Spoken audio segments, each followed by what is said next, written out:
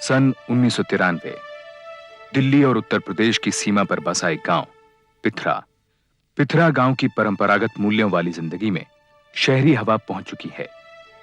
इसी गांव के कुछ लोग अपनी जमीनें बेचकर रातों रात अमीर भी हो चुके हैं।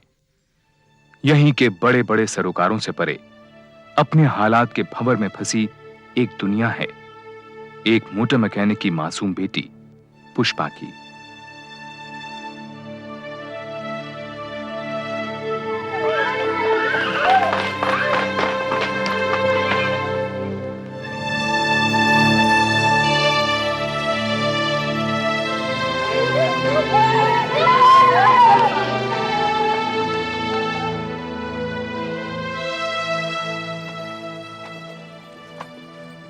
पुष्पा। हाँ बापू। ये क्या है? बापू आमिर खान। वो तो मुझे भी दिखाई दे रहा है, लेकिन जब मैंने कहा था कि ये हीरो हीरोइनों की फोटो मुझे अपने घर की दीवारों पर नहीं दिखाई देनी चाहिए, तो तेरी हिम्मत कैसी हुई? बापू आज गलती हो गई, बस आगे से नहीं होगा। कान खोल के सुन ले, अगर ऐसा शौक पालना है ना तो जमीन में गाड़ दूंगा। जा टिफिन ले आ। खड़ी क्या? जा टिफिन ले क्या? बापू खाना नहीं बना। क्यों?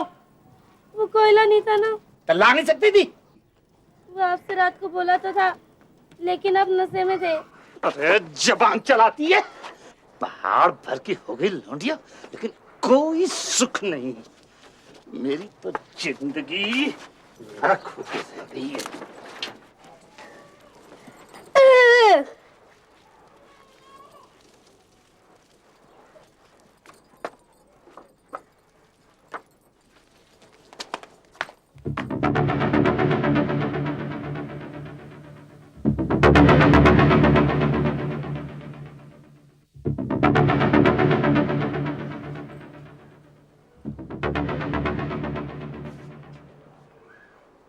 आज क्या कर रही है? नहा रही है क्या? तू हर वक्त भूत की तरह मेरे पीछे क्यों पड़ी रहती है? बीवी हो तेरी, नहीं तो तेरी तरह मैं भी दूसरों की कुछ तो शर्म कर। बड़ी शर्म कर रखी है ना तूने। तेरी सी तांगछा की वजह से मेरी बहन तक ने आना बंद कर दिया है।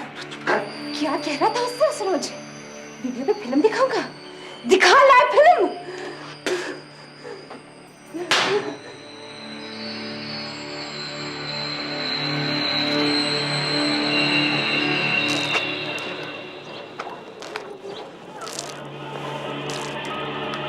आज तो बड़ी गजब लग रही है तू, हाँ? हेमा मालिनी जैसी। चल चल अपना काम कर। काजल रोज लगाया कर, तू बड़ा फपता है तुझ पे। अब तू बड़ी हो गई। तेरा बापू छोटी छोटी बातों पे तुझ पे हाथ उठाता, मुझे बड़ी तकलीफ होती। बोला चाहिए था ना, दुकान से आके ले जाती हैं? पैसे आते रहते बाद में।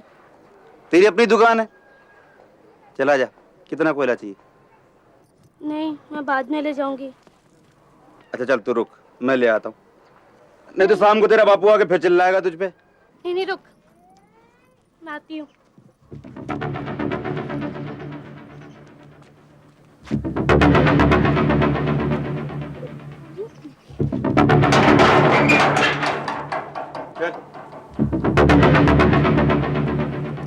जा वहां से भर ले कोयला।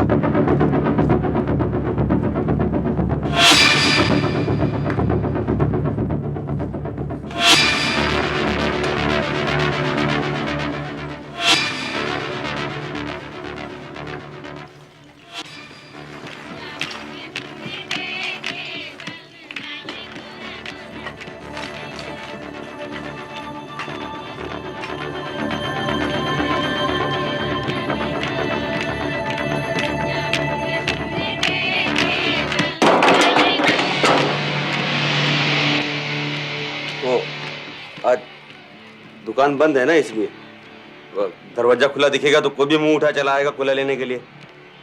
और तुझे कोला लेते देख लिया, मैं मना नहीं कर पाऊंगा। हैं? भर ले, रुक क्यों गई?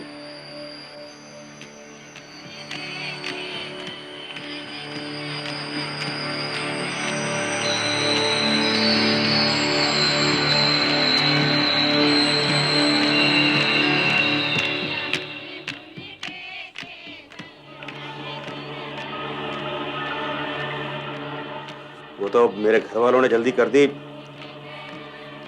नहीं तो मैं तो तुझसे शादी करने वाला था। सच्ची, तेरी कसम। ये कैसे उल्टी सीधी बातें कर रहे हो तुम? और बस मुझे इतना ही चाहिए, मैं घर जा रही हूँ। कहाँ जाएगी तू?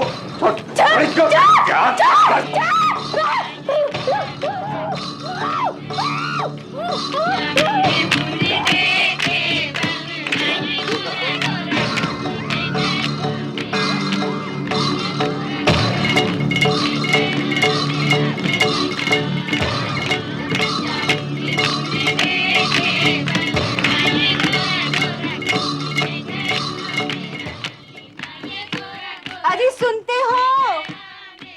मैं अम्मा जी के साथ डिस्पेंसरी जा रही हूँ। ये बाजे की आवाज तो धीरे कर दो। सुन लिया क्या? डॉक्टरनी के यहाँ जा रही हूँ मैं।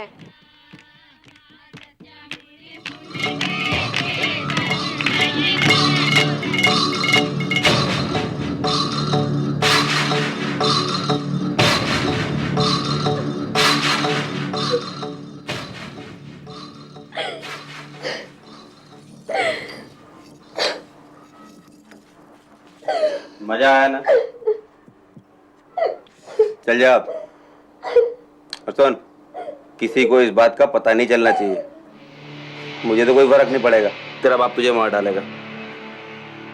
पर अगर तूने अपने बाप को बताई और वो मुझ पे चौड़ा हुआ तो दोनों को काट के फेंक दूंगा मैं, समझी? जा। और जब जब इशारा करूं चली आया कर, पूरी औरत बना दूंगा तुझे।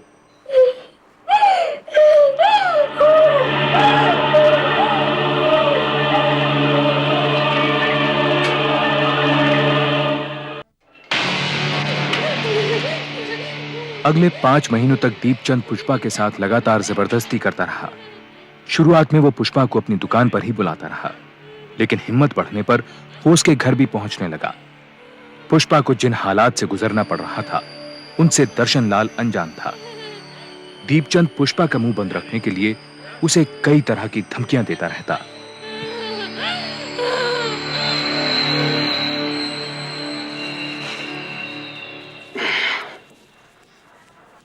ठीक तो हो जा, तेरा बापू आ जाएगा। आजकल मुझे उल्टी होती है, जैसा ही होता है। अभी उम्र कम है ना, इसलिए थोड़ी बड़ी हो जा, तुझे भी अच्छा लगेगा ये खेल। खुश होकर किया कर, बड़ा मजा आता है। औरत का काम क्या होता है? खाना, बर्तन, अपने आदमी को खुश करना है? अब बहुत हो गया।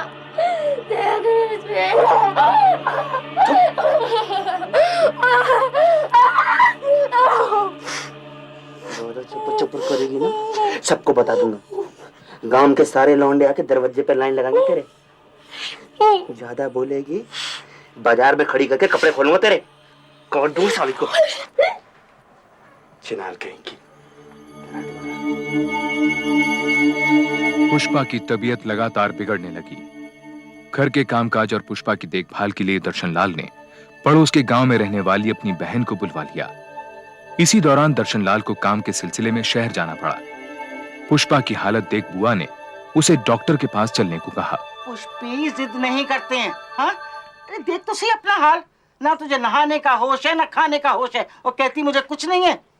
अरे मैं कहती हूँ कहीं पथरी वथरी ना हो, तेरी माँ को भी थी। तू चल मेरे साथ, उस डॉक्टरनी की दवाई खाएगी ना 2 दिन में ठीक हो जाए। चल उठ, चल जल्दी से तैयार हो जा, चल चल ना बेटा, चल उठ चल। क्या करूं, कैसे समझाऊं इसको? चल उठ। ये नीचे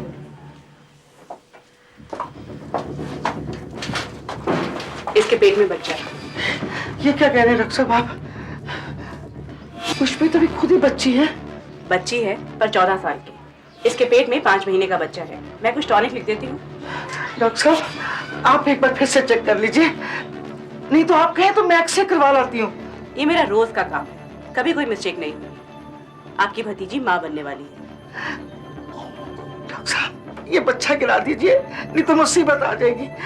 तुम्हारा दिमाग तो नहीं फिर गया? 5 महीने के बच्चे को गिराने का मतलब है माँ और बच्चे दोनों की जान लेना। नेक्स्ट। हे भगवान, अब हम क्या करेंगे? ये तुम्हें इतनी कम उम्र में इसकी शादी कराने से पहले सोचना था। ये लो। डॉक्टर साहब, इसकी शादी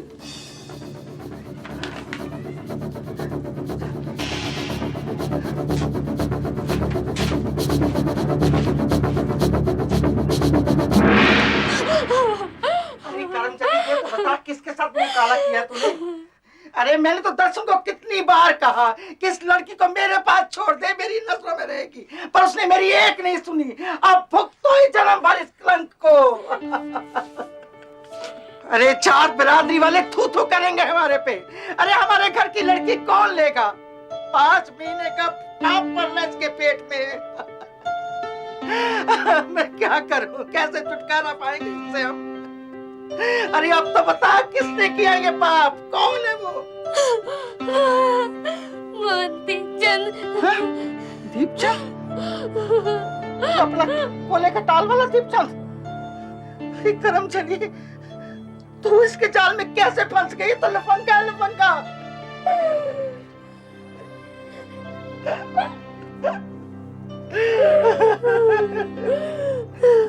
मैंने कुछ नहीं किया बुआ, कुछ नहीं किया मैंने। जबरदस्ती करी उसने मेरे साथ। तूने अपने बाप को क्यों नहीं बताया?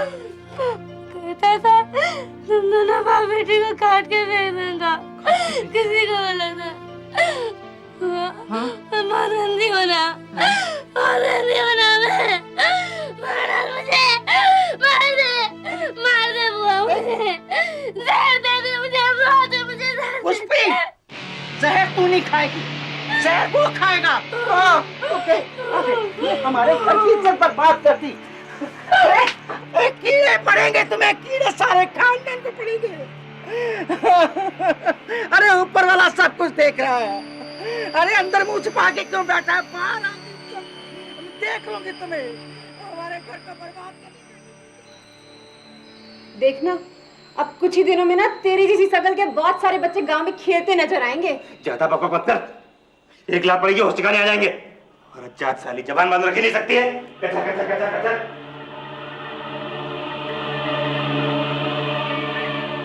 अगले दिन बुआ पुष्पा को महिला सुरक्षा संगठन के दफ्तर ले गई। यहाँ की युवा समाज सेविका रंजना कौशिक का गांव में काफी सम्मान था और रौब भी। रंजना जी, हम तो बर्बाद हो गए ना। इसके चाल चलन के बारे में तो हम सबको मालूम था, लेकिन ये नहीं मालूम था कि इतनी छोटी बच्ची पर ये अत्याचार करेगा। हिम्मत से काम लो। अच्छा, पुष्पा की डॉक्टरी रिपोर्ट तो संभाल के रखी है ना? हाँ, रंजना ऐसी सजा दिलवाओ उसको कि 7 पुष्पों तक याद रखें। और ये तो अच्छा हुआ कि दर्शन नहीं यहाँ पर, वरना तो अभी मार काट हो जाती। और पुष्पा, इसको तो कभी नहीं छोड़ता वो। चिंता मत करो, मैं हूं ना। ये बताओ, ये दीपचंद की माली हालत कैसी है? जमीन बेच बेच कर पैसा बनाया है, कोले का टाल है उसका। 4 पैसे के आ गए, मोहल्ले भर में धूल जमाता फिरता है। हम गरीब सही, लेकिन इसका मतलब ये तो नहीं कि हमारी इज्जत उतारता फिरे। रंजना जी, बस इसको जेल भिजवाइए। सजा देने के तो और भी कई तरीके हैं, बस जैसा मैं कहती हूँ वैसा ही करो। जी। पुष्पा की दर्दनाक कहानी सुनने के बाद रंजना अगले 2 दिनों में दीपचंद और उसकी मां से अलग अलग मिली। इन मुलाकातों का मकसद था इन दोनों का पक्ष जानना और इनकी मनस्थिति समझना। पिथरा गांव का सरपंच ऊंची पहुंच वाले दीपचंद से कोई झगड़ा मोल नहीं लेना चाहता था। उसने इस मामले में पढ़ने से इनकार कर दिया, लेकिन रंजना के काफी समझाने के बाद दीपचंद और उसकी मां पुष्पा की बुआ से मिलने के लिए तैयार हो गए। दर्शन लाल अभी भी इस पूरे घटनाक्रम से अनजान था। हमारे लड़के पर उंगली उठाने से पहले अपने घर में देख लिया होता पुष्पा की बुआ।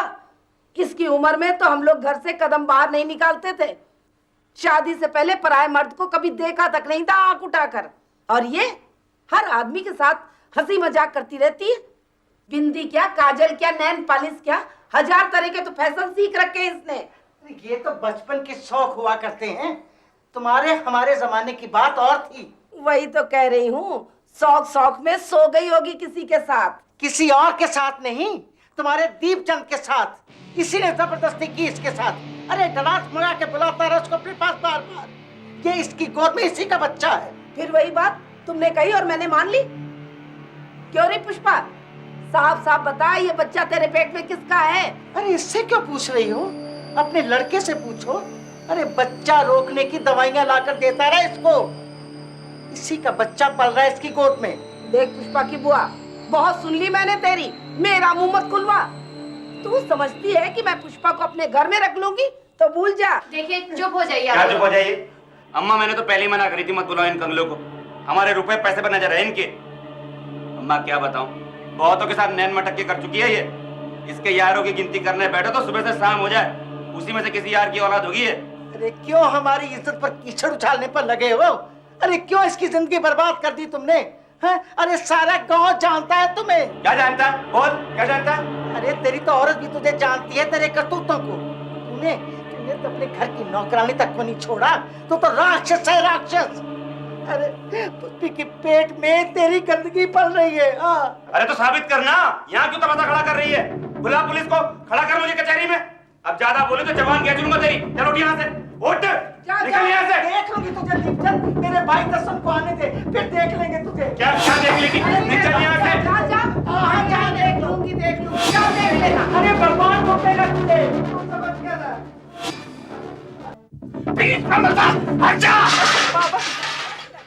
उस रात जब दर्शनलाल घर लौटा और उसे सारा वाकया मालूम चला तो वो गुस्से से बौखला उठा। उसे हैरानगी हो रही थी कि पुष्पा ने उसे ये बात पहले दिन क्यों नहीं बता दी। अरे तो मैं कैसे काट के फेंक देता, पागल क्या मैं? बचपन से मैंने तुझसे पाल पोस के बड़ा किया। कुछ में तो 1 साल की छोड़ के चली गई थी, तब से मैंने ही तो। पता नहीं क्या होगा इसका। तो रंजना बहन के साथ दीपचंद के घर गई थी कि पुष्पी को अपने घर बिठा ले, शादी कर ले इससे। पर उसने तुमको धक्के मार के बाहर निकाल दिया है ना?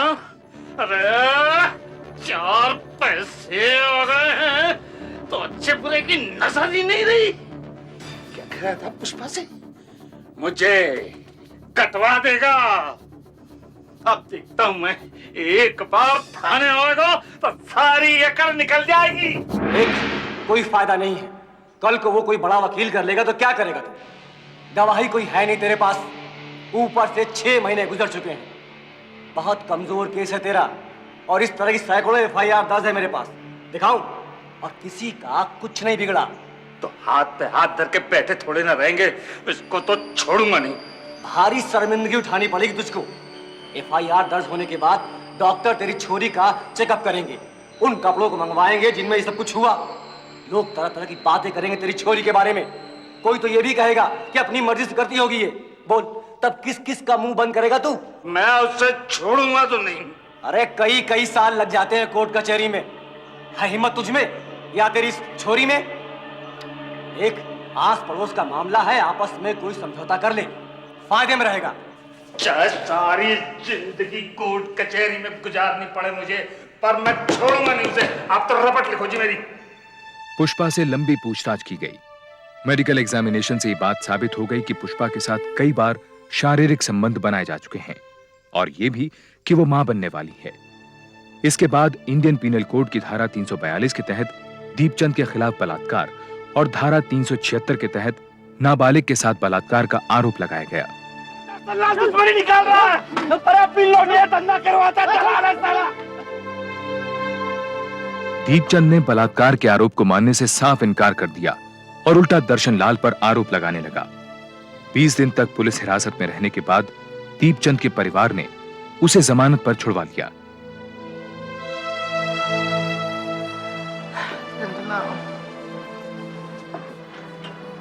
मेरे ख्याल से पुष्पा को अब रिमांड होम भेज देना चाहिए, वहाँ मामला कंट्रोल में रहेगा।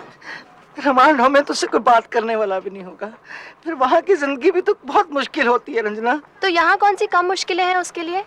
आसपास के लोग तरह तरह की बातें बना रहे हैं। रंजना, बच्चा आने वाला है, वो कैसे संभालेगी? कोई ना कोई होगा वहाँ पर। यहाँ बच्चा पैदा होगा तो और बातें बनेंगी। दर्शन, तू क्या कहता है? सुन रहे ना रंजना क्या कह रही है? बोल तू। जो करना है कर लो, मेरा माथा मत खराब करो। मैं कहीं नहीं जाऊंगी। घर का छोड़ के कहीं नहीं जाऊंगी। बुआ बापू से बोलो ना, मैं कहीं नहीं जाऊंगी, कहीं नहीं जाऊंगी, मैं कहीं नहीं जाऊंगी। पुष्पा के बार बार मना करने के बावजूद उसे जबरदस्ती रिमांड होम भेज दिया गया।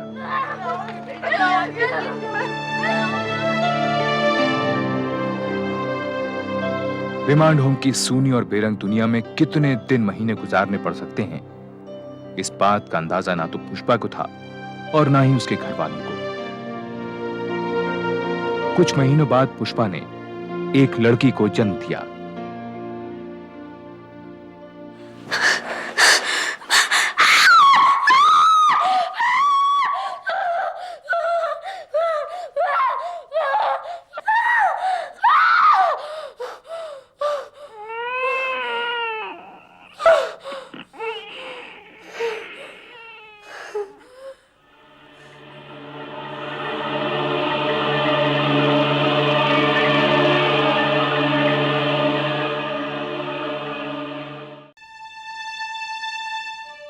केस की सुनवाई शुरू होने तक पुष्पा बदनामी के डर से रिमांड होम में ही रही। इस बीच उसके बच्चे को एडॉप्शन के लिए भेज दिया गया। मामले को सेशन कोर्ट के सामने पहुंचने में पूरे 2 साल लग गए। दीपचंद के खिलाफ इल्जाम था कि उसने 24 जून 1993 के दिन पुष्पा के साथ बलात्कार किया और अगले 5 महीनों तक उसके साथ जबरदस्ती करता रहा। दीपचंद के मुताबिक ये आरोप झूठे थे। सरासर झूठे साहब। मेरा इस लड़की के साथ कभी कोई ताल्लुक नहीं रहा। मैं तो शादीशुदा आदमी हूं। चलो, कागज तो अब सब ठीक हो गए। अब बख्शी की जुबान बंद हो जाएगी। पिछली सुनवाई में तो पीछे पड़ा हुआ था ना कि लड़की की उम्र ज्यादा है और उसकी असली उम्र छुपाई जा रही है, लेकिन आज देखूंगा उसे। आप ही का सहारा है तिवारी जी। हाँ, आपने इसे आज के लिए तैयार तो कर दिया है ना? हम बता दिया, बयान देना है ना? सिर्फ बयान नहीं दर्शन लाल, आज मंजूरी, जिसे कोर्ट में कंसेंट कहते हैं, उस पर बहस होगी। दीपचंद का वकील इससे बहुत टेढ़े बड़े सवाल पूछेगा। दीपचंद और इसके बीच में क्या हुआ उसकी सारी डिटेल पूछ सकता है। कैसे पूछेगा? मैं उसका मुंह नहीं तोड़ दूंगा। दर्शन लाल, अपने आप को काबू में रखो। केस को बिगाड़ देना चाहते हो, और वैसे भी तुम्हें अंदर आने की इजाजत नहीं मिलेगी। लड़के लड़की और इन दोनों के वकीलों के अलावा कोर्ट में आज कोई भी नहीं होगा, समझे? पुष्पा, आज तुम्हें बहुत हिम्मत से काम लेना बेटा। दीपचंद का वकील कहेगा कि तुम्हारा दीपचंद के साथ कुछ चक्कर था, तुम उसको चाहती थी, उसने कोई जोर जबरदस्ती नहीं की, और जो कुछ भी हुआ तुम्हारी रजामंदी से हुआ। लेकिन तुम्हें सिर्फ वही कहना है जो तुम पहले भी कह चुकी हो कि तुम्हारे साथ जबरदस्ती की गई थी। समझ गई ना? तुम सुन रही हो ना मेरी बात? बाबू, मुझे बहुत डर लग रहा है। मुझे नहीं जाना करा। वापस चलो,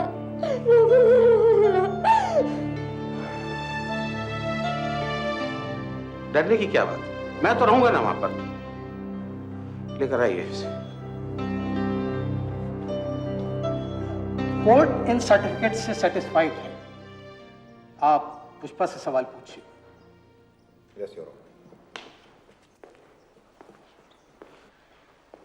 हाँ, तो पुष्पा, तुमने बयान दिया है कि दर्शन लाल की गैर हाजिरी में दीपचंद तुमसे बातें करने की कोशिश करता था, तुम्हारी तारीफ करता था, अक्सर अपने घर की खिड़की से तुम्हें घूरता रहता था। 2-3 बार तो उसने तुम्हें नहाते हुए देखने की भी कोशिश करी। क्या ये सही है? तुमने कभी किसी से इसकी शिकायत करी? नहीं। कभी तुमने अपने बापू को इस बारे में बताया? नहीं। नहीं, योर ऑनर, पुष्पा ने दर्शन लाल से कभी दीपचंद की शिकायत नहीं करी, क्योंकि दीपचंद ने कभी ऐसा कुछ किया ही नहीं जिसकी शिकायत की जा सके। मेरा मतलब, सच्चाई यह है योर ऑनर कि नई नई जवानी के जोश में यह पुष्पा दीपचंद पर डोरे डाल रही थी। अब घर गृहस्थी वाला मेरा मुवक्किल दीपचंद इसकी नजरों को, इसके ललचाई नजरों को, इसके इशारों को अनदेखा कर देता, लेकिन पुष्पा नहीं मानी और एक दिन दीपचंद की दुकान पर जा पहुंची, अंदर से दरवाजा बंद कर दिया और दीपचंद से लिपट गई। मेरे मुवक्किल दीपचंद ने समझाने की बहुत कोशिश करी, पर पुष्पा नहीं मानी। और फिर धीरे धीरे मेरा मुवक्किल दीपचंद भी अपने पर काबू नहीं रख पाया। आखिर ये भी तो कोई साधु महात्मा तो है नहीं। आप इस तरह से इस घटना का ब्यौरा दे रहे हैं बख्शी साहब, जैसे कि सब कुछ आपकी आंखों के सामने हुआ। क्या आप वहां मौजूद थे? नहीं था, लेकिन मुझे अपने क्लाइंट की सच्चाई पर पूरा भरोसा है। ये एक शरीफ आदमी को बेवजह फंसाने की कोशिश की जा रही है मिलॉर्ड। शरीफ आदमी? योर ऑनर, इस आदमी की शराफत के किस्से गांव का बच्चा बच्चा जानता है। इसके ओछेपन की वजह से गांव की औरतों ने इसके घर में आना जाना बंद कर रखा है।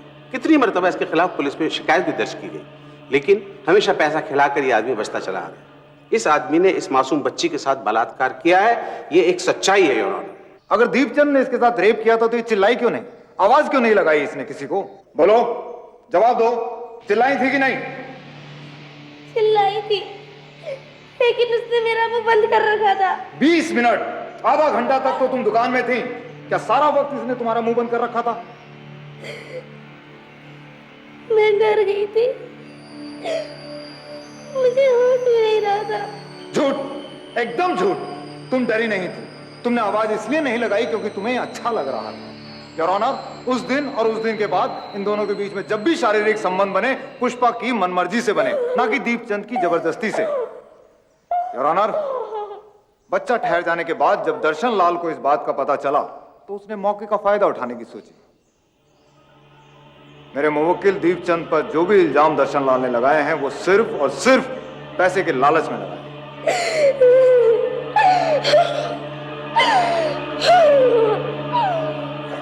बच्ची इस हालत में नहीं है कि और गवाही दे सके, इसलिए इसे कोर्ट से बाहर ले जाइए। कोर्ट की कार्रवाई अगली तारीख तक के लिए मुलतवी की जाती है।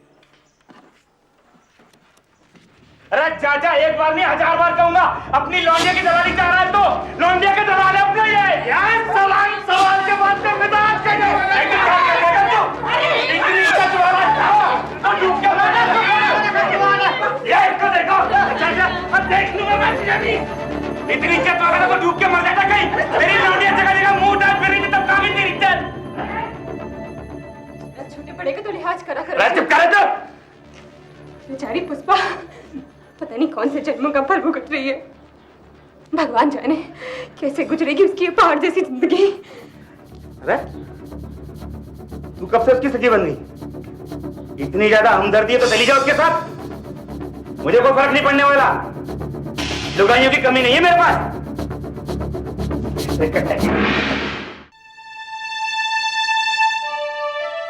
रिमांड होम की सूनी बेरुखी जिंदगी से तंग आकर आखिरकार पुष्पा ने वापस अपने गांव पिथरा लौटने की हिम्मत बांधी। देखो देखो, पुष्पा आ गई।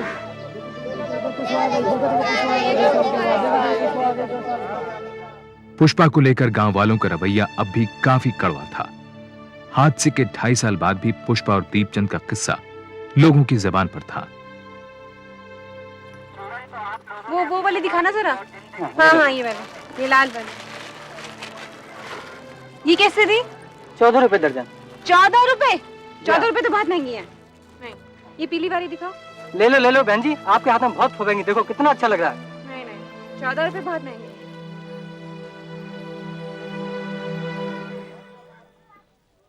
अरे ये क्या कर रही है? ला दे मुझे, चला। अब कौन लेगा इन्हें?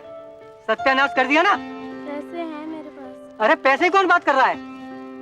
बेचारे दीपचंद को तो तूने कचहरी में दे दिया। वो तो पैसे देने से रहा, क्या कोई नया फंसा है?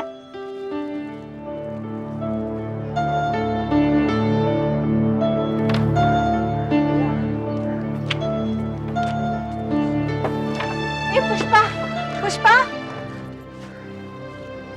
मन खराब मत कर अपना। इनकी बातें सुनने की आदत डाल ले, नहीं तो जिंदगी नहीं कटने वाली तेरी। ये ले, यही चूड़ियां चाहिए थी ना तुझे? अच्छा, अब मैं चलती हूँ। हाँ,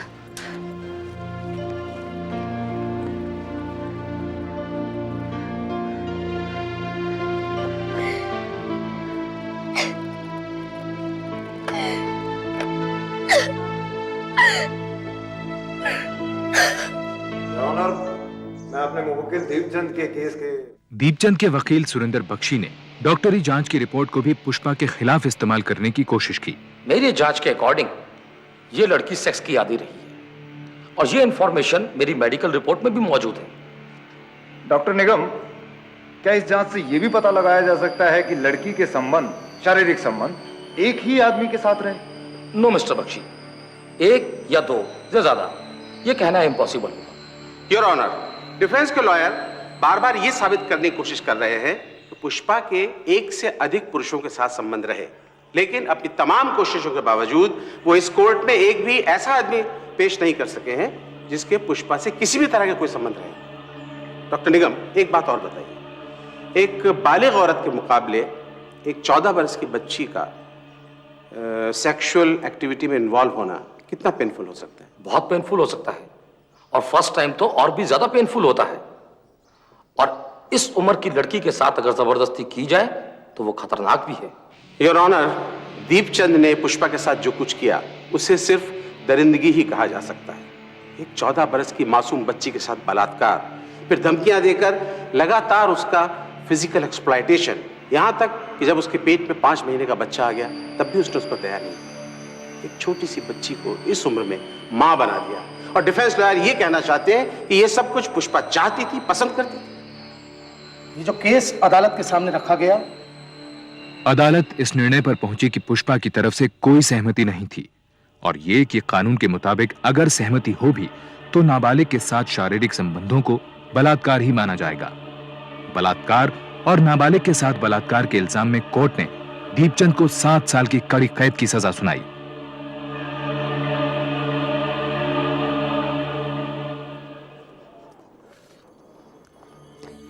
निकल गई सारी हेकड़ी, परसों सड़ेगा जेल में। भैया बहुत पैसे खिलाए इसने, ऊपर नीचे सब जगह। 3-4 लाख तो वकीलों को ही खिला दिए होंगे, पर बचा नहीं। बचा नहीं। अरे मैंने भी कसम खा रखी थी, छोड़ूंगा नहीं साले को। बात पैसे की हेकड़ी दिखाता था ना, मैंने जमीन बेच दी। पुष्पा तेरे लिए मैं कंगाल हो गया। आइए गांव वाले, अब साले हंसते हो कि मैंने दामाद को जेल भेज दिया। सब पे केस कर दूंगा मैं। अरे दीपचंद की अम्मा, अब तक ठुमका लगा के नाच ले।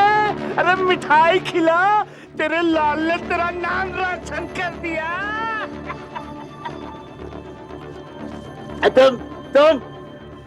तुम सारे खड़े खड़े क्या देख रहे हो? तमाशा हो रहा है? हो गया तमाशा, अब जाओ खेले कूदो नाचो। दीपचंद की अम्मा,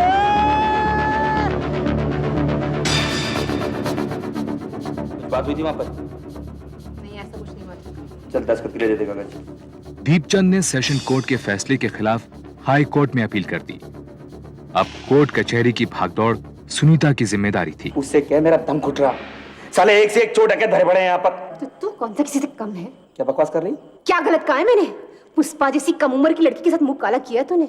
जो मुझसे पूछ तो तू चोट डकैतों से भी क्या गुजरा है? मरद हूँ तेरा मैं। ना मरद है तू, ना मरद। जो मर्द होता तो अपनी इज्जत का ख्याल रखता। पूरे गांव में जात बिरादरी तक में बात फैल चुकी है, किसी से भी आंख मिलाते शर्म आती है। अरे इतनी शर्म आ रही है तो जाके डूब मार कहीं पे, फांसी लगा ले, मेरा पीछा छोड़। वो भी कर लेती, पर छोटे छोटे बच्चे हैं मेरे, उन्हीं की खातिर जिंदा हूँ।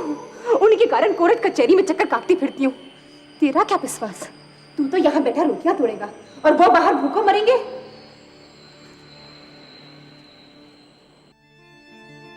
दर्शनलाल के सामने फिलहाल एक ही मकसद था, हर हाल में दीपचंद को सजा दिलवाना।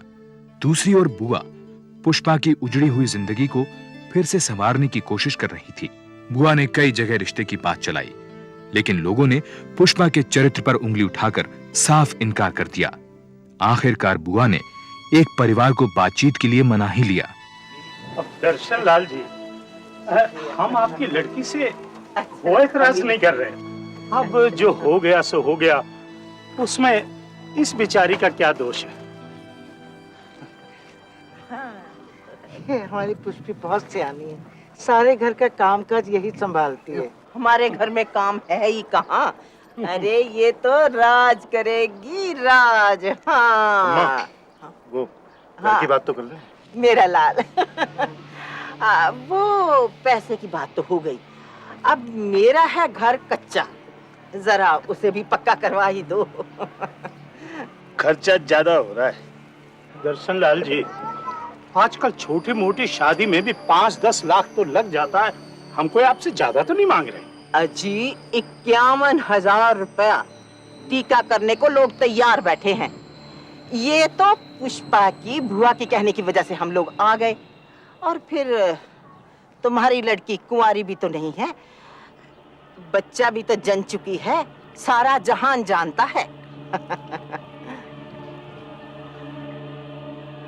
उधर दीपचंद के हाईकोर्ट में अपील करने के बाद तिवारी को लगा कि केस लंबा खिंच सकता है। केस को मुकाम तक पहुंचाने का तिवारी को एक ही रास्ता नजर आ रहा था। वो इस बारे में बात करने के लिए दर्शन लाल के घर जा पहुंचे। पुष्पा चलिए। कुछ पैसे की मुआवजे की बात चली? अब बहुत लोगों ने करी थी मुआवजे की बात, पर दिल नहीं माना। गरीब जरूर हैं, पर अपनी इज्जत आबरू की कीमत नहीं लगाएंगे। एक बात ठंडे दिमाग से सोचो दर्शन लाल, मुआवजा लेने में कोई बुराई नहीं है। छोड़ो तिवारी जी, कुछ और बात करो।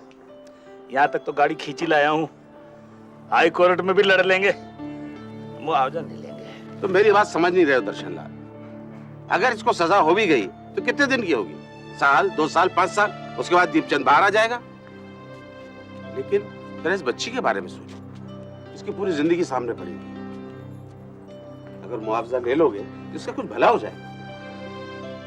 सुरेंद्र बख्शी ने अपने मुवक्किल दीपचंद की जमानत की अर्जी हाई कोर्ट के सामने रखी, लेकिन पुष्पा के वकील दीनदयाल तिवारी ने इसका जोरदार विरोध किया। तिवारी की दलील थी कि दीपचंद से पुष्पा की जान को खतरा है, क्योंकि वो बलात्कार के समय पुष्पा को जान से मारने की धमकियां दिया करता था। Objection my Lord. Objection overruled.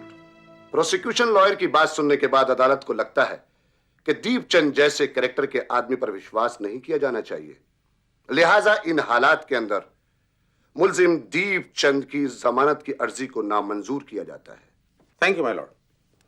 अदालत से मेरी एक रिक्वेस्ट और है। पिछले 2.5 बरस पुष्पा के लिए बहुत तकलीफों भरे गुजरे हैं। अब उसकी उम्र 17 बरस हो चुकी है।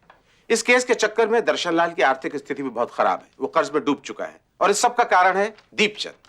इसलिए दीपचंद के सिर्फ जेल चले जाने से पुष्पा की तकलीफें खत्म नहीं हो जाती, इसीलिए पुष्पा को कोई मुआवजा भी मिलना चाहिए। माय लॉर्ड, ये तो मेरे क्लाइंट के साथ ज्यादती होगी। दीपचंद के जेल में होने की वजह से उसका सारा काम धंधा चौपट हो चुका है। घर में जमा किया हुआ जो भी पैसा था वो धीरे धीरे मुकदमे और घर खर्च में निकल चुका है। पिछली तमाम बातों को भूलकर मेरा मुवक्किल दीपचंद पुष्पा की मदद के बारे में सोच सकता है, लेकिन कैसे कैसे करे? वो तो सलाखों के पीछे है। एक रास्ता हो सकता है, अगर दीपचंद को रिहा कर दिया जाए तो वो बाहर आकर कुछ काम धंधा, कुछ कमाई करके पुष्पा के हर जाने की रकम अदा कर सकता है। अगर मुल्जिम दीपचंद पुष्पा की भलाई के लिए कुछ करता है तो अदालत उसके केस पर नरमी से गौर करेगी। मुआवजा देने से सजा कम हो जाएगी क्या? दीपचंद मुआवजा देने के लिए हरगिज तैयार नहीं था। सुनीता अगले कुछ दिनों तक उसे समझाती रही कि अगर मुआवजा देकर सजा कम हो जाए तो कोई बुराई नहीं है। आखिरकार सुनीता ने दीपचंद को राजी कर ही लिया। जो तेरे मन में आए वो कर, मुझे यहां से बाहर निकलवा बस। और इस सिलसिले में दोनों तरफ के वकीलों की मुलाकात भी तय करवा दी। दीपचंद बोलो। भैया मेरे पास देने के लिए ज्यादा रकम नहीं है। तुम्हारे पास बचने के उपाय भी बहुत कम है दीपचंद। मालूम है। कितने पैसों से पेट भरेगा इसका? कितने पैसे चाहिए इसको पुष्पा के? पुष्पा के नहीं, पुष्पा को जो तूने दुख दिए उसकी एवज में। एक ही बात है। एक ही बात नहीं है। अब देख पे दीपचंद, अब जबान संभाल के बात करने उंगली किसको दिखा रहा है तू? क्या कह रहे हो दर्शन? समझाओ वकील साहब इसको। शांति से काम। वकील साहब समझाओ, नहीं तो फिर मैं आखिरी बात बोल रहा हूँ, मुआवजे के 6 लाख रुपए चाहिए। बहुत ज्यादा है। मेरे घर में नोटों के पेड़ नहीं लगे हुए हैं। मैं 2-2.5 लाख से ज्यादा नहीं दे सकता। मंजूरी हो तो बता देना। चलो वकील साहब। अरे तो एहसान किसे जता रहा है? अपने को बकसवाने के बदले में दे रहा रकम। इसकी हेकड़ी तो देखो। अरे भूल जाओ उसकी हेकड़ी को दर्शन लाल। हमें नहीं लेना मुआवजा। ठीक है, मत लो मुआवजा, लेकिन आगे क्या होगा उसकी तो सोचो। सुप्रीम कोर्ट में केस जाएगा तो दिल्ली जाना पड़ेगा बार बार। 5-6 साल तक ये केस खींचेगा। उसका तो कुछ नहीं बिगड़ेगा, घाटा तुम्हारा हो जाएगा, और तब तक तुम्हारी लड़की 21-22 साल की हो जाएगी। उस उम्र में कौन उससे शादी करेगा? अगर सुप्रीम कोर्ट में दीपचंद जीत गया तब क्या होगा? तुम्हारी लड़की की ज्यादा बदनामी होगी। इसीलिए कह रहा हूं दर्शन लाल, ये मुआवजा मिल रहा है, ले लो। बोलो, कागजात तैयार करूं? माय लॉर्ड, सेक्शन 376 में साफ लिखा है, अदालत मुल्जिम की सजा जितना चाहे कम कर सकती है यदि कुछ विशेष कारण हो तो। और कौन सा विशेष कारण? मैं गरीब हूँ, है ना? गरीब की जरूरत सबकी भाभी, गरीब की बहन बेटियों की इज्जत लूट लो और फिर हजाना देकर के छूट जाओ। दर्शन लाल, तुम बैठ जाओ। I am sorry my Lord, ये बात अभी तक क्लियर नहीं हुई है कि ये मामला बलात्कार का है या आपसी रजामंदी का। पुष्पा को जो बच्चा हुआ वो उसकी जिम्मेदारी अब नहीं है, उसे अडॉप्ट कर लिया गया है। घर में पुष्पा और दर्शन लाल 2 ही मेंबर हैं और इनकी जरूरतों के हिसाब से मेरे ख्याल से 2-2.5 लाख रुपए का कंपनसेशन काफी रहेगा। माय लॉर्ड, सेशन कोर्ट में ये बात साबित की जा चुकी है कि ये मामला रेप का है और माइनर रेप का। इसलिए मिस्टर बख्शी कैसे कह सकते हैं कि मामला अभी क्लियर नहीं है? मिस्टर बख्शी, आप अपने क्लाइंट की 7 साल की कड़ी सजा कम करवाना चाहते हैं और मुआवजे के तौर पर देना चाहते हैं सिर्फ 2 या 2.5 लाख रुपए। ऐसा आपने सोच भी कैसे लिया? माय लॉर्ड, मुआवजे के लिए कम से कम 6 लाख रुपए होने चाहिए, वरना इस कॉम्प्रोमाइज का कोई मतलब नहीं। अदालत इस नतीजे पर पहुंची है। जज का मानना था कि जब पहली बार दीपचंद और पुष्पा के बीच शारीरिक संबंध बने तो ऐसा हो सकता है कि उसमें पुष्पा की सहमति रही हो, इसलिए दीपचंद के खिलाफ धारा 342 के तहत कोई मामला नहीं बनता। लेकिन पुष्पा क्योंकि उस वक्त नाबालिग थी, इसलिए चाहे उसकी सहमति हो या ना हो, उन शारीरिक संबंधों को सेक्शन 376 के तहत बलात्कार ही माना जाएगा। कोर्ट ने मुआवजे की रकम 4 लाख रुपए तय की और दीपचंद की सजा को 7 साल से घटाकर 6 महीने कर दी। मुआवजा दिलवाकर सजा कम करने के हाई कोर्ट के इस फैसले का समाज में काफी विरोध हुआ, लेकिन धीरे धीरे लोग इस बात को भूल गए। सर्वे देवताभ्यो नमः, सूर्य देवताभ्यो नमः, चंद्र देवताभ्यो नमः, भौम देवताभ्यो नमः, बुद्ध देवताभ्यो नमः। मुआवजे की रकम का एक बड़ा हिस्सा पुष्पा की शादी पर खर्च हुआ, ताकि शादी हो जाए तो जल्द से जल्द पुष्पा पिथरा गांव से दूर चली जाए। देवताभ्यो नमः, बृहस्पति देवताभ्यो नमः, शुक्र देवताभ्यो नमः, शनि देवताभ्यो नमः।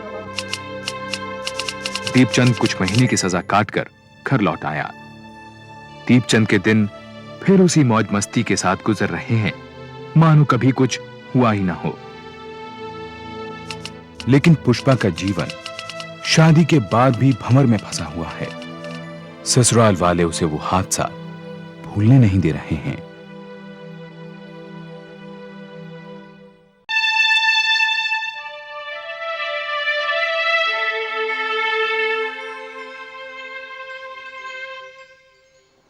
मैं सच कह रहा हूँ सुंदरी, कुछ नहीं बदला है।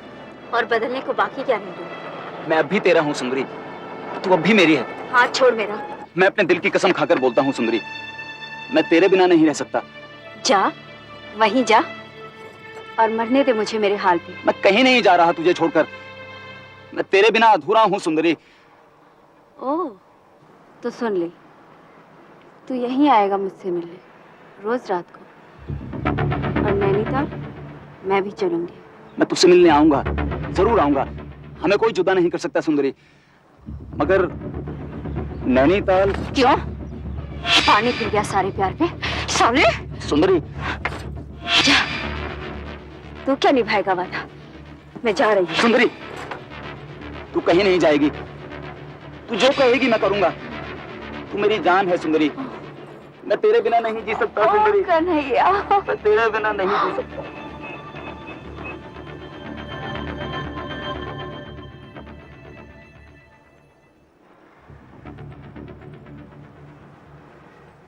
सुंदरी कन्हैया के मकान में किराएदार थी, वो और उसकी मां। मकान की छत सुंदरी और कन्हैया का रोजाना का मिलन स्थल थी, मगर वो रात और रातों से थोड़ी अलग थी। तो आज भी नहीं माना? अब जाने दो ना जी, कल बात कर लेना। अरे कल कल करते करते बात यहाँ तक कान पहुंची है। ये बोलो ना, सारे मोहल्ले को जगाना है क्या? क्यों बाप बेटा थू थू करवाने पर तो ले, कल बात कर लेना। अरे कन्हैया तुम जाओ ना अपने कमरे में।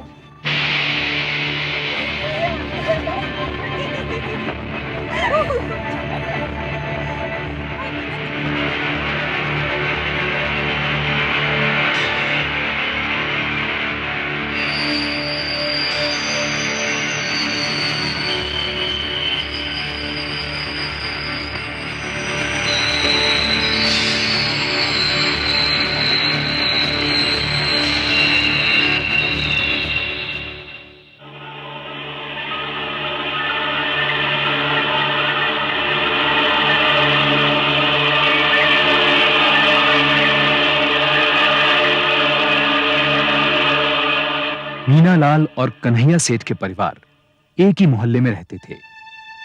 लाल साहब ने शादी में 2.5 लाख रुपए बतौर दहेज दिया था, लेकिन नकद नहीं। मीना ने कन्हैया की उसके प्रति बेरुखी का यही कारण समझा। एक ही मोहल्ले में रहने के बावजूद लाल परिवार को कन्हैया और सुंदरी के बारे में कुछ पता नहीं था। अगली रात जब वो फिर छत की ओर जा रहा था। कहां जा रहा? आपको मालूम तो है। जा अपने कमरे में बहू के पास। बहू है वो आपकी? और तेरी है वो जो छत पर तेरा इंतजार कर रही? साली न जात की न रूप रंग की। अरे उसे तो मैं अभी घर से बाहर निकालता हूं। निकाल के देखो जरा। अरे कन्हैया, तेरा तो दिमाग खराब हो गया है। मालूम भी है कितना दिया है उन्होंने? कितना? शादी भी मैंने उसी के लिए की है। अरे इतनी पढ़ी लिखी बीवी तुझे मिलेगी तूने सपने में भी नहीं सोचा होगा। और कितना मुनाफा होने वाला कारोबार में तुझे। कारोबार मैं चला रहा हूं, घर मैं संभाल रहा हूं, सारे कर्ज मैं उतारे हैं। अगर मेरी जिंदगी में किसी ने टांग अड़ाई ना तो क्या?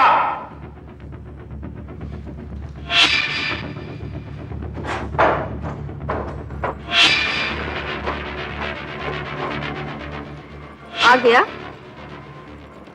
नई नवेली बीवी के मजे ले रहा था। देख सुंदरी, अपनी जुबान को लगाम दे। वाह, एक ही दिन में आंखें बदल गई। ज्यादा पसंद आ गई क्या? देख मैं दोबारा बोल रहा हूं। अरे जा, तू क्या बोलेगा? नई औरत के मिलते ही पुरानी वाली बासी लगने लगती है। चुप साली।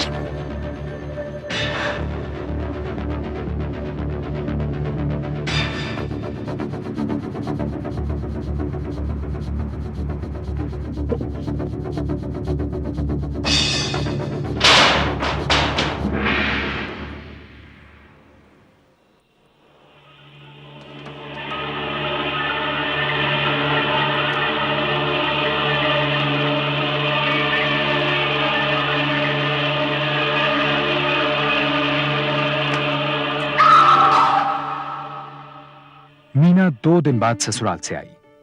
उसके चेहरे पर मुस्कान तो वही थी, लेकिन कहीं कुछ बदल गया था।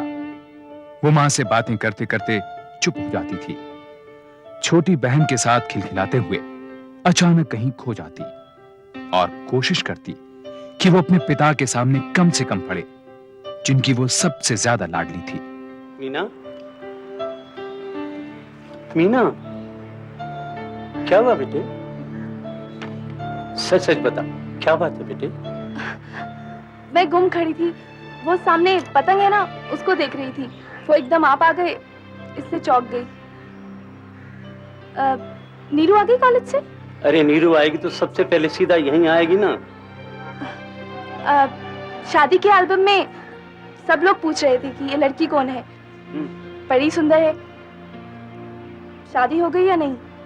मैंने कहा ना तो हुई है और ना ही करने का इरादा है। अभी तो वो पढ़ेगी, डॉक्टर बनेगी और फिर। मीना, तुम मुझसे कुछ छुपा रही हो बेटे?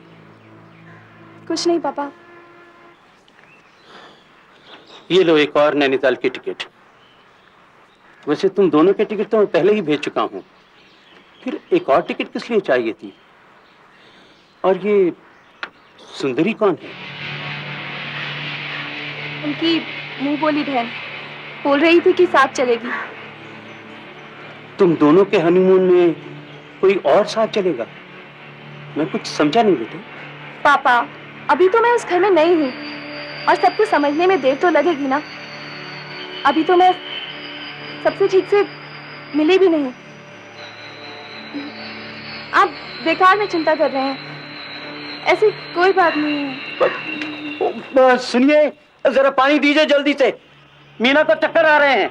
मीना को उसके फैमिली डॉक्टर के पास ले जाया गया। उन्होंने थकावट बताते हुए मीना को कुछ दवाइयां दी और वो वापस अपने घर आ गई। अगले दिन जब वो वापस ससुराल पहुंची तो कन्हैया दुकान पर था, सुंदरी ऑफिस गई हुई थी। मीना ने खामोशी से वो एयर टिकट अपने ससुर को दे दिया।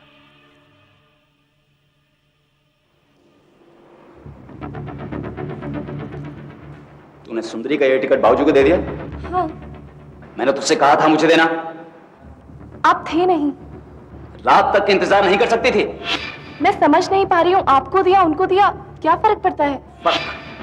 ठहर, तुझे अभी फर्क समझा देता हूँ। सुंदरी, क्या बात है? इसको जानती है? शादी में देखा था। ये सुंदरी है और हम दोनों एक दूसरे से प्यार करते हैं।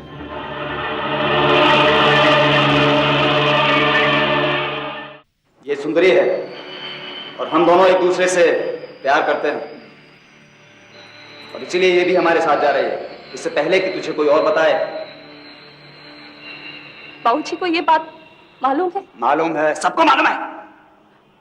इस घर में वही होता है जो मैं चाहता हूँ, समझी?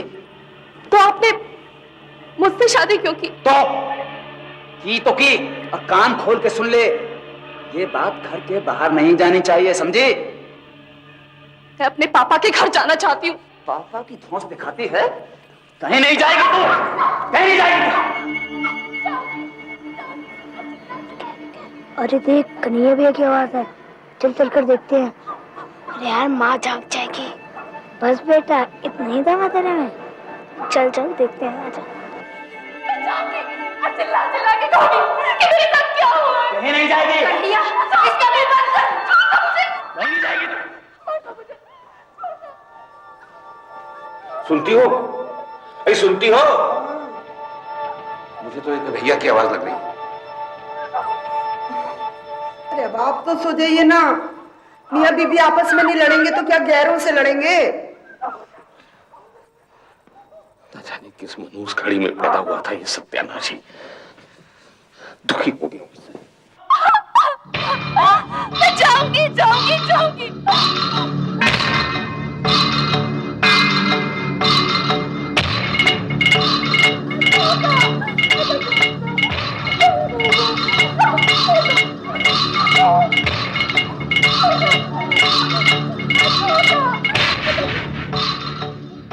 अनिल, ज्यादा मजा आता है दूसरों के घरों में झांकने में, हाँ? चलो वापस आओ। क्या हो रहा था वहाँ? कुछ नहीं।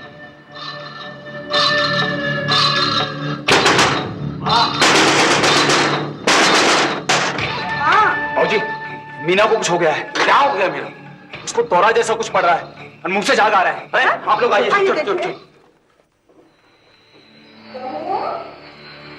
क्या हुआ बेटा? बहू,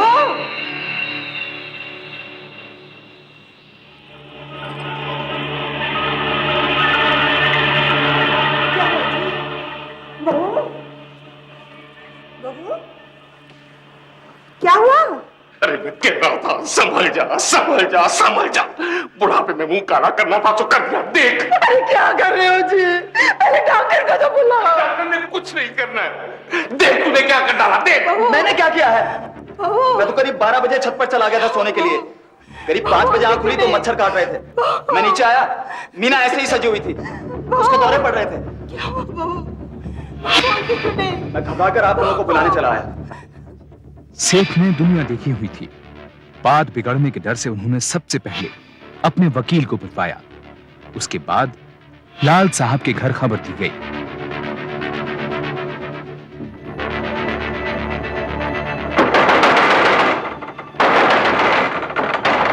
मीरू, मीना बेहोश हो गई है। क्या? हाँ, यही बताने के लिए मैं यहाँ आया हूँ। मम्मी पापा जल्दी आइए, दीदी को कुछ हो गया है। मीना बेहोश हो गई है। मैं यही बताने के लिए आया हूँ। आप लोग जल्दी चलिए आइए। आइए। मैं भी आ रही। डैडी प्लीज जल्दी से डॉक्टर को बुलाइए। क्या हो गया? मेरी बच्ची को देखो जाके। तुम चलो, मैं बाद में आता हूँ। उठा नहीं जा रहा।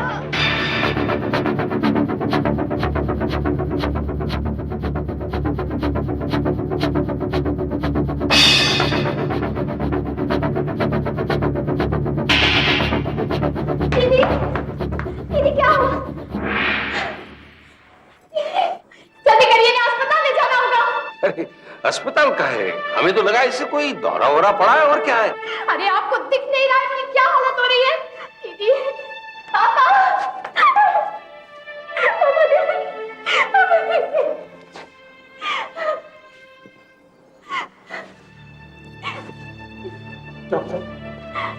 क्या हुआ है मीना को? देखिए, मैं डॉक्टर नहीं हूँ, एक वकील हूँ और यहाँ एक दोस्त की हैसियत से आया हूँ। सेठ साहब, आपने अभी तक डॉक्टर तक नहीं बुलाया? मीना मर चुकी थी। लाल साहब इस बात से सख्त हैरान थे कि अभी तक मीना को अस्पताल ले जाने का इंतजाम क्यों नहीं किया गया, या डॉक्टर से पहले सेठ ने अपने वकील को क्यों बुलवाया। उन्होंने तुरंत अपने फैमिली डॉक्टर वाधवा को बुलवाया, जिन्होंने एक दिन पहले ही मीना का चेकअप किया था।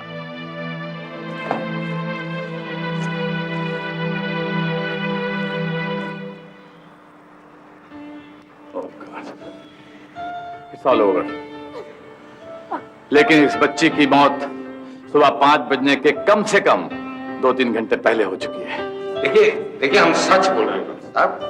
सुबह 5 बजे जब कन्हैया छत से नीचे उतर के आया तो उस वक्त इसको दौरा पड़ रहा था। वो तो खैर पोस्टमार्टम की रिपोर्ट के बाद मालूम हो जाएगा। लाल साहब, आप पुलिस को बुलाएं। पुलिस? देखिए डॉक्टर साहब, देखिए ये हमारी घर की इज्जत का सवाल है, पुलिस की क्या जरूरत है? मेरी साली बीवी के साथ कुछ गड़बड़ हुई है ना, तो देख लेना अफसर को। अब आप जाइए, पुलिस को बुलाइए।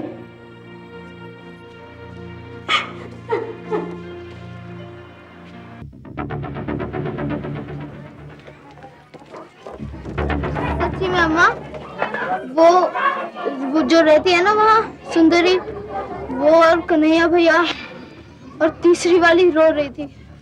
तुम दोनों गए क्यों थे वहाँ? मरने के लिए? हाँ? अगर अब घर से बाहर कदम निकाला तो टांग तोड़ दूंगी, समझे? इंस्पेक्टर, मेरी बेटी अचानक कैसे मर सकती है? वो बीमार नहीं थी और कल तक तो बिल्कुल ठीक ठाक थी। आप कहना क्या चाह रहे हैं मिस्टर लाल? मैं कुछ कहना नहीं चाहता, लेकिन मुझे लगता है इस मामले में कुछ गड़बड़ जरूर है। देखिए लाल साहब, मेरा एक्सपीरियंस ये कहता है गड़बड़ की सिर्फ 3 वजह हो सकती हैं, सर, चोरू या जमीन। यहाँ पर ऐसी कोई बात है क्या? ऐसी कोई बात नहीं है, लेकिन मैंने मीना के गले पे खरोचों के निशान देखे। अरे सेठ साहब,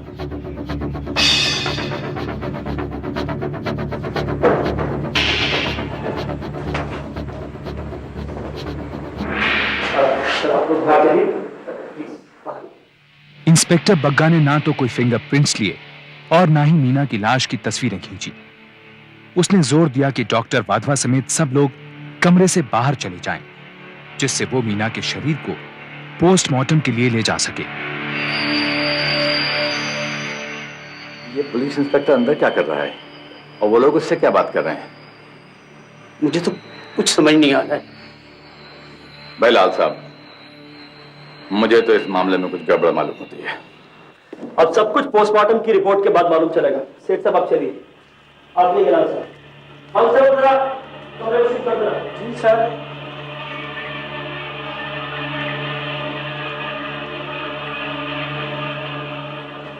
पोस्टमार्टम डॉक्टर रावत ने इस बात पर जोर दिया कि पोस्टमार्टम के पहले वो मीना की मौत वाली जगह देखना चाहेंगे, और वो भी अकेले इंस्पेक्टर के साथ। डॉक्टर वाधवा, डॉक्टर लाल और नीरू ये सुनकर हैरान हो गए, क्योंकि एक डॉक्टर का मौका वारदात को देखने पर जोर देना बहुत ही अजीब बात थी, और इससे पोस्टमार्टम के और आगे खिसकने का अंदेशा था, जबकि मीना के मौत के सिम्टम्स अभी ताजा थे।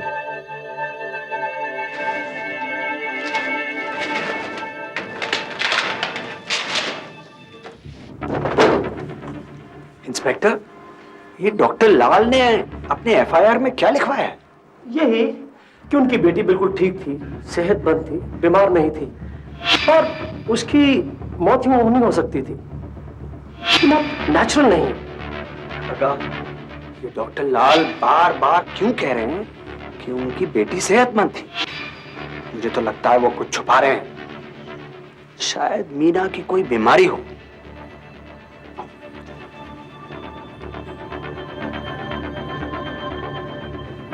जब तक डॉक्टर रावत वापस आए और उन्होंने पोस्टमार्टम किया, तब तक शाम के 5 बज चुके थे, यानी मीना के मौत के करीब 12 घंटे बाद।